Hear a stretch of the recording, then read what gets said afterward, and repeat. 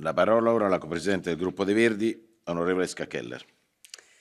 Prime Minister, thank you very much for joining this debate on the future of Europe. And while we're speaking, there is tens of thousands of school students outside in the streets here in Brussels. They've also been marching in Finland. And they show us what really matters to put people and planet before profit. We should really take them serious. So I want to ask you today, Prime Minister, to commit to the future, to listen to those young people and to invest in the future when it comes to climate protection, to education, and to working together as Europeans. And on climate protection, the EU indeed has a huge responsibility, and every member state has to play its role. And I'm very happy that you mentioned that you're very committed to that you want to go ahead, that you want to have more ambitious climate targets. Fantastic. And you've mentioned the important role of carbon sinks as well. And indeed, Finland is in a lucky position to have a carbon sink of really a big size at Hans. The beautiful Finnish forests are an important natural heritage for your country. And also largely due to its forests, Finland has become the welfare state that it is today.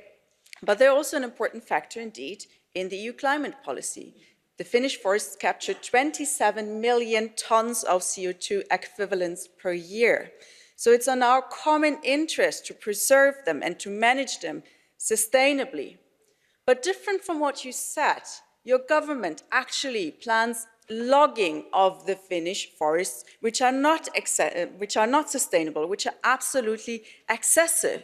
And they will put the huge asset that you have in fighting the climate crisis at risk.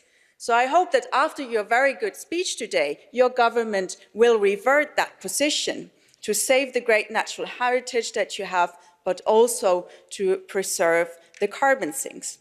Because if we want to achieve a net zero carbon economy in Europe by 2050, then we need more forests and not less. And rather than telling other countries that they should grow more forests, it's important that we do something in order to keep our own forests.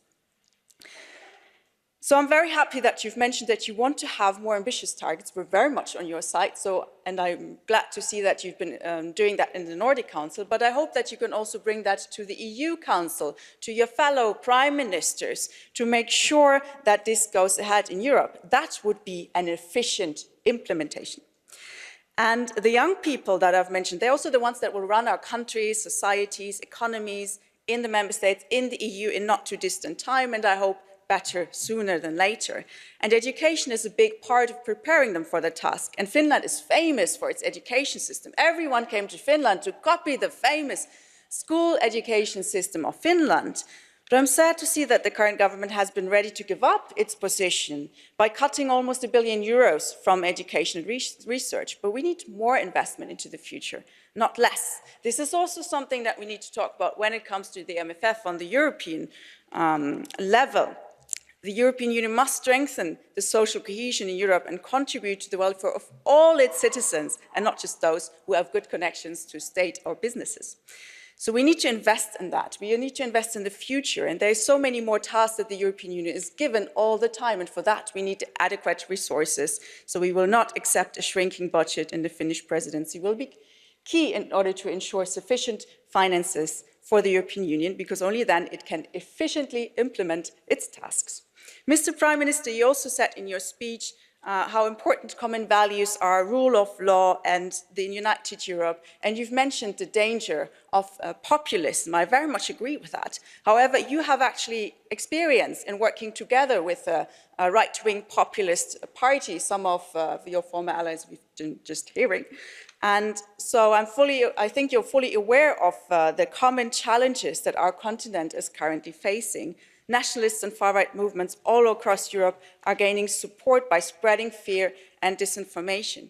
And pro-European speeches are wonderful, and we need them. They're necessary. But it's in our actions where we truly show where our heart stands and how much our words mean.